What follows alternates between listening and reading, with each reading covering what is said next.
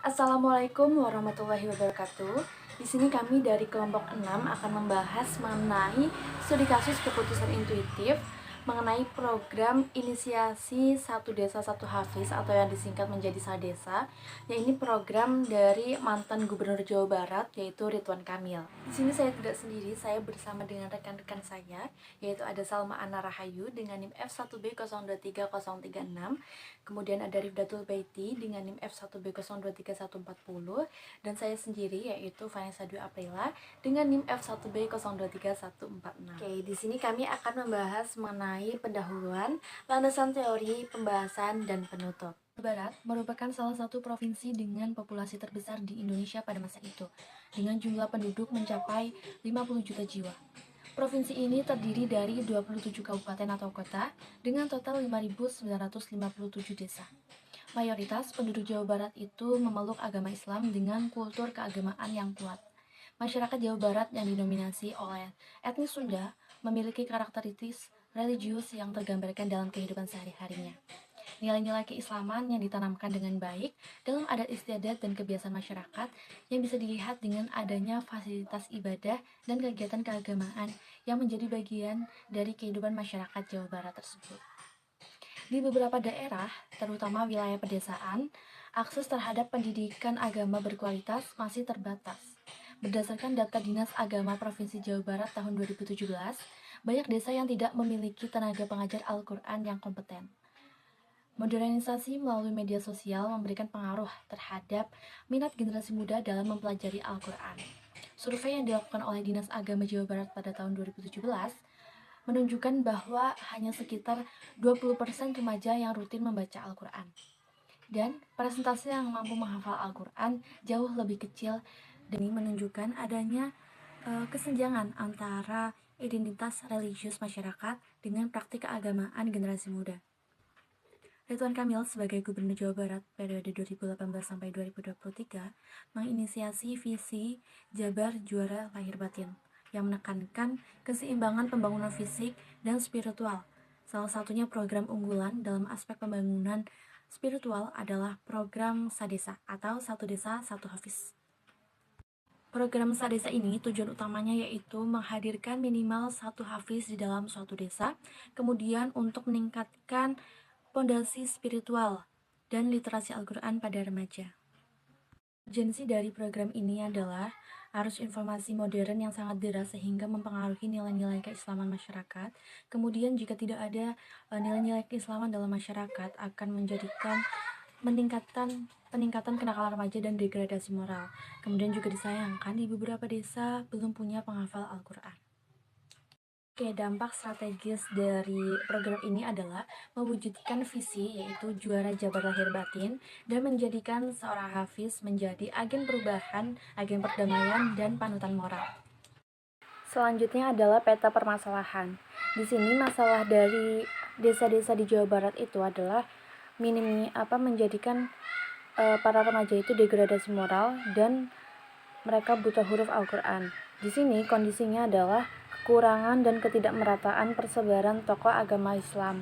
Maka dari itu, Gubernur Jawa Barat pada masa itu Ridwan Kamil memberikan program intuisi yang pastinya terdapat aspek-aspek pengambilan keputusan intuitif dan menjadikan solusi yaitu program Sadesa atau Satu Desa Satu Hafiz, yang mana tujuan dari program ini adalah untuk meningkatkan literasi Al-Quran dan memperkuat nilai-nilai keislaman.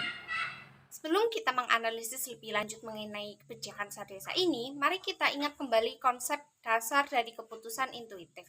Secara etimologis, intuisi berasal dari bahasa Latin yaitu intuere dan intuitio yang dapat diartikan sebagai tindakan untuk melihat dan merenungkan. Secara umum, intuisi lebih dikenal sebagai kemampuan mencapai pemahaman dengan keyakinan ataupun kognisi secara langsung dengan cepat tanpa adanya pemikiran, penalaran maupun penarikan kesimpulan secara rasional yang jelas. Gagasan maupun ide yang dapat dikategorikan sebagai bentuk intuisi seseorang biasanya bersumber dari naluri, firasat, sensitivitas, empati, keyakinan, dan kepatuhan yang muncul secara tiba-tiba. Dalam konteks pengambilan keputusan, terdapat beberapa decision maker yang menggunakan intuisi.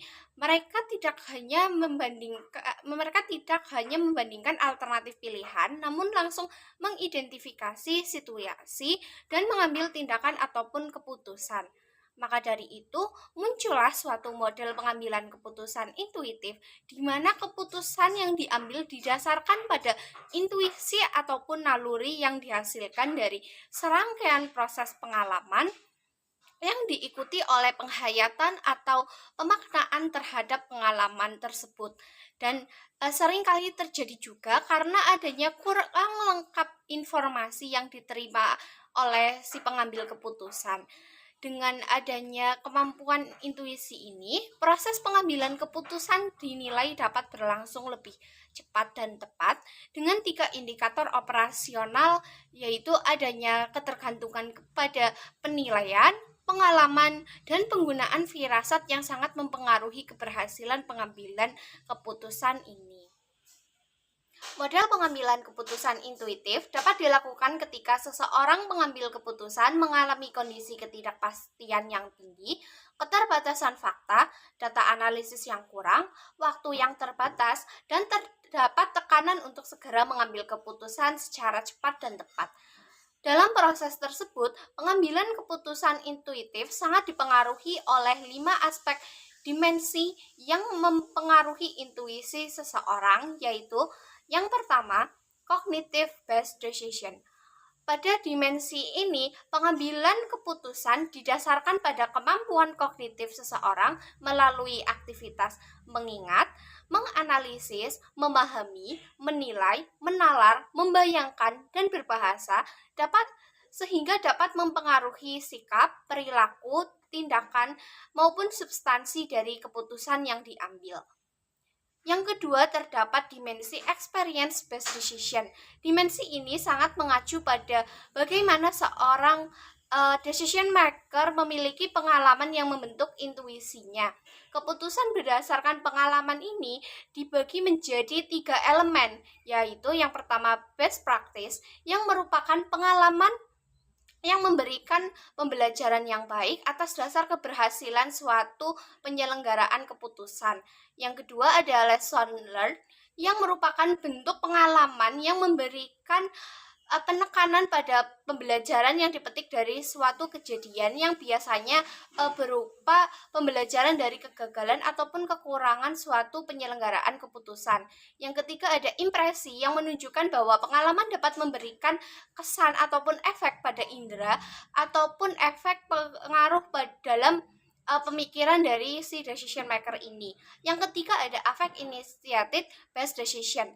Pada dimensi ini menunjukkan adanya dorongan ataupun pengaruh afektif yang menginisiasi lahirnya keputusan karena kondisi sosial budaya masyarakat dan kesadaran akan keberlanjutan sejarah, yuridiksi hukum, platform dan kontestasi politik, serta kondisi geopolitik, geostrategis, dan kepentingan nasional pada hubungan internasional. Selanjutnya yang keempat, value or ethic based decision. Dimensi ini menunjukkan bahwa substansi keputusan yang diambil dari si decision maker ini dalam pengambilan keputusan intuitif dipengaruhi oleh adanya keberpihakan yang biasanya berdasarkan penilaian moral, nilai, dan etika. Yang kelima ada subconscious mental processing. Pada dimensi ini kerap kali didefinisikan sebagai suatu proses mental dalam pengambilan keputusan yang terjadi pada alam bawah sadar dari si decision maker dan biasanya terdapat dorongan dari dalam lubuk hati diri sendiri, rasa sensitivitas ataupun kepekaan terhadap situasi dan kondisi, kemampuan memahami orang lain atau rasa empati, kepercayaan dan keyakinan, serta adanya kepatuhan pada otoritas ataupun pejabat yang kedudukannya lebih tinggi. Oke, selanjutnya adalah deskripsi keputusan. Program Satu Desa, Satu Hafiz atau Sadesa merupakan inisiatif dari pemerintah Provinsi Jawa Barat.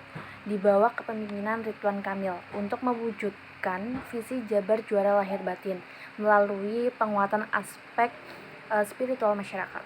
Nah, program ini diluncurkan pada tanggal 9 November 2018 di Pondok Pesantren Al-Falah, Nagreg, Jawa Barat, guna untuk meningkatkan literasi Al-Quran dan membentuk karakter Islami serta menangkal paham radikal dan intoleran.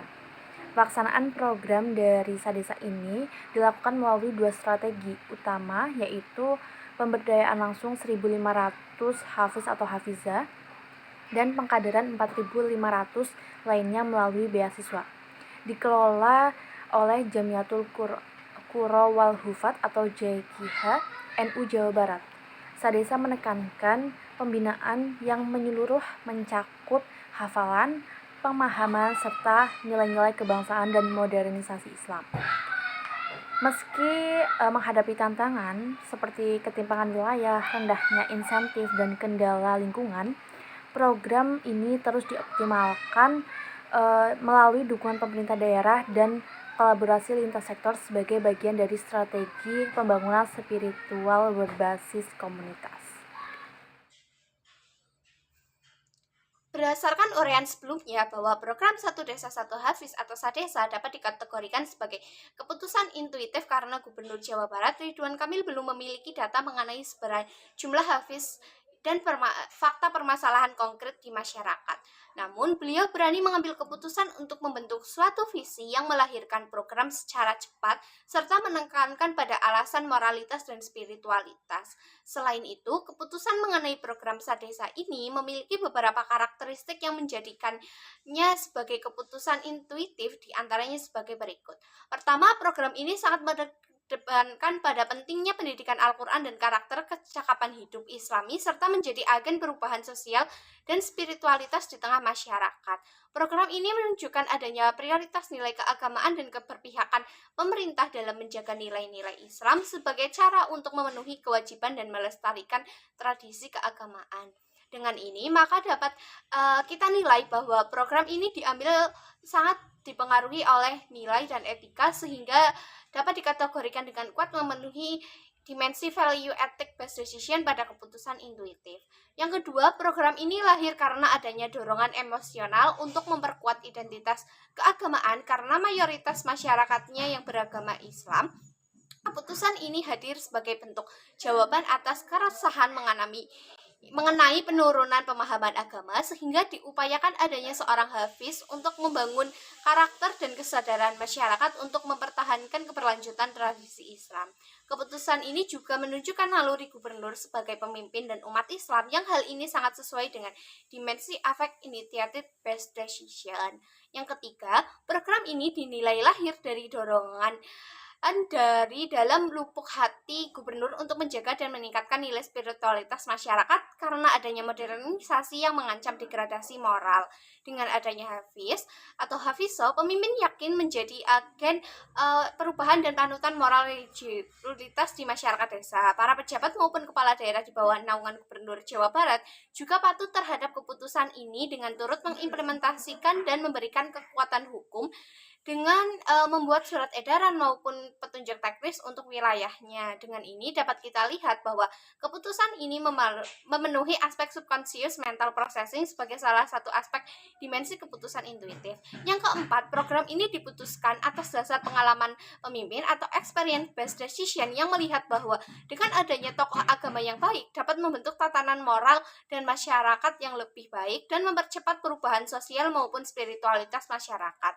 Dari pengalaman implementasi program yang dapat dikatakan berhasil sehingga pada tahun berikutnya menjadi rekomendasi untuk dilanjutkan dengan skema yang lebih terencana, lebih baik. Hingga kini program Sadesa ini secara legal diatur pada Pergub Jawa Barat nomor 51 tahun 2023 tentang perubahan atas Pergub Jawa Barat nomor 8 tahun 2022 tentang penyelenggaraan gerakan membangun desa yang terdapat pada pasal 6 ayat 1 yang menyebutkan bahwa program Sadesa ini menjadi prioritas kegiatan pemerintah dalam gerakan bina mental spiritualitas desa guna mendorong kesejahteraan masyarakat desa.